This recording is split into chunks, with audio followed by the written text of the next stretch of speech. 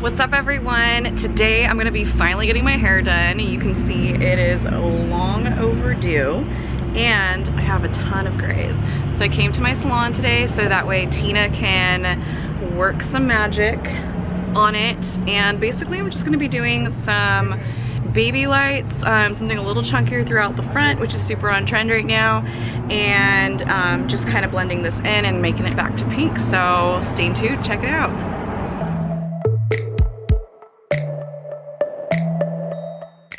Hey everyone, it's Mirella. Thanks so much for stopping by my channel. This is just a friendly reminder that these educational videos are intended for licensed professionals only.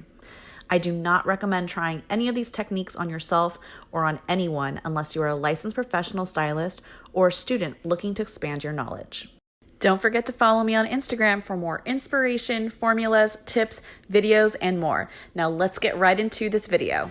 All right everyone, so this is Tina and she is going to be doing my hair today. We went ahead and mixed up some Kenra blue powder lightener with 30 volume, and she's going to get ready to put in some highlights.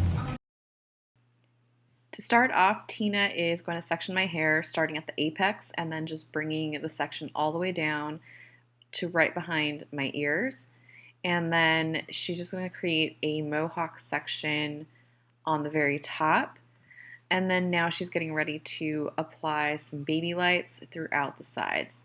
So the main reason for the baby lights, especially on my hairline on the sides, is because I have tons of gray that need covering up and blending. So this is just going to help camouflage them even during that grow out.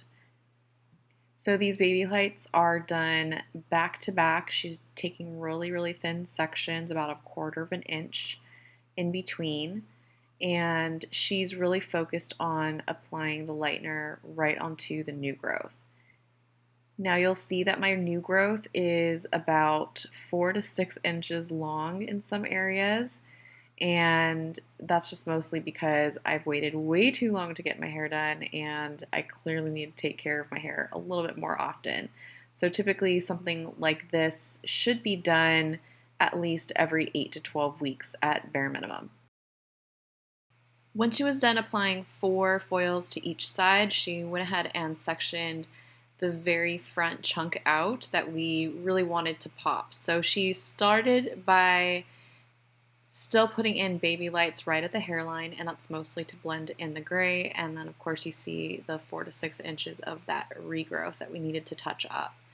But they are still going in at those back-to-back baby lights, and some of them are a lot smaller or finer, and some of them are a little bit more chunkier of a baby light, but still pretty thin sections and still pretty back to back. And this is really just to help create that 90s vibe that we're going for, so it can be a little bit more chunkier but not in slices, because that would just be too much of a pop of blonde for me.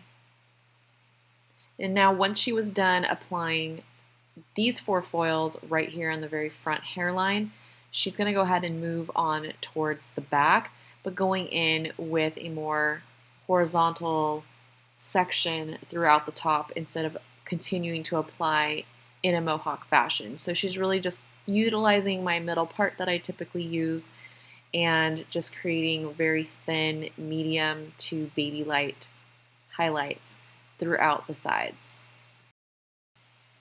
So once Tina was done applying my baby lights as well as medium weaved sections throughout the sides with 30 volume blue powder lightener, we still needed to touch up my new growth in between each of the foils. So again, I have lots of gray going on. I'm about 25 to maybe 35% gray, and I wanted something that was not going to be super dark but not too light either, because I didn't want to create a hot root. So we both felt that 6NB using Kenra Color was going to cover my gray optimally, as well as give me a nice natural brown shade, which will definitely complement the pink that we're going to try to go for later. So we just mixed that up equal parts with 20 volume and then applied that shade in between each of the foils and then processed for 40 minutes. Alright, so it's been about 30 minutes of processing and Tina is now taking out my foils and we're gonna get ready to do a color melt and then make my ends pink. Alright, so now Tina is putting on, and see, hopefully I can get a good angle here, but she is doing 7NA with Kenra Demi-Permanent. I'm 1 to 2 with 9 ball. And she's just like literally tapping it right into my roots where the blonde is closest to my scalp. So that way it just kind of like shadow roots it a little bit, or root smudge, whatever the hell you want to call it. There's so many different terms for things, but basically we're just trying to deepen it just a little bit. And since we did the 6NB on my roots and this is 7NA, it's just going to cool down the highlight only, so it's not dark enough to actually do anything to my base color, if that makes sense. So she's just gonna go ahead and put this on. We're gonna let it process for about like 10 minutes and then we're gonna put on the pink on my ends, which is basically like a color mask conditioner with pink in it.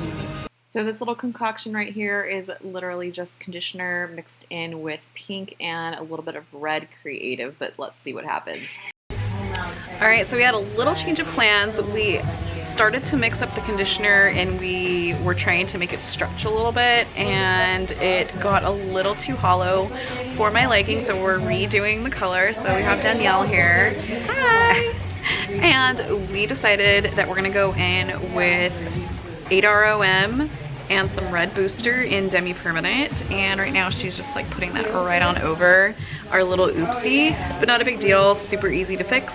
I just kind of wanted to get rid of that hollowness, like I said, and just make it a little bit more even. So my hair is slightly damp and that's just totally okay, and then we're just gonna, like I said, put it over this pink that we created with several different conditioners. So again, like total oopsie, but that's what we do all the time, right? That's how we find new formulas.